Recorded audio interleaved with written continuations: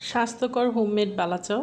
যারা বালাচাওটা সবসময় পছন্দ করো এবং হোমমেড খেতে চাও, মানে বাসায় তৈরি করে নিজে হাতে বানানো, তাদের জন্য আজকে ঘরোয়া উপায়ে একদম সিম্পলভাবে দেখিয়ে দিব বালাচাও।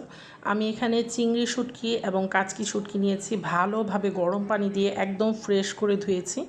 তারপরে এখানে তেল নিয়েছি, ডুবো তেলে তেলটা হিট করে নিয়ে একদম হাই হিট করে তারপরে এটাকে টেম্পারেচার মিডিয়াম রেখে এটার মধ্যে দিয়ে দিয়েছি। একদম মচমচা করে বারবার নেড়ে চেড়ে ক্রিস্পি চিপসের মতো করে ভেজে উঠিয়ে নিতে হবে।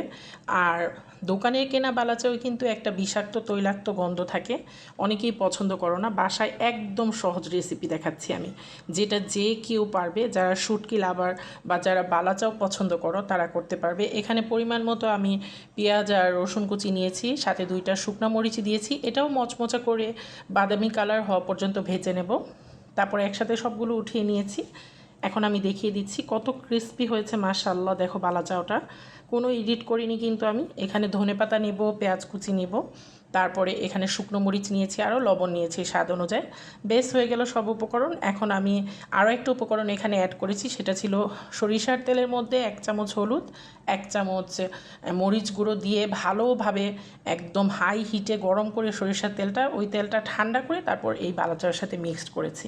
আমি একদম ঘরোয়া উপায়ে সিম্পলভাবে রেসিপিটা দেখালাম। মশলার রেসিপিটা আমার ভিডিওতে কোথায় চলে গিয়েছে পাইনি, তার জন্য মুখে তোমাদের জানিয়ে দিলাম।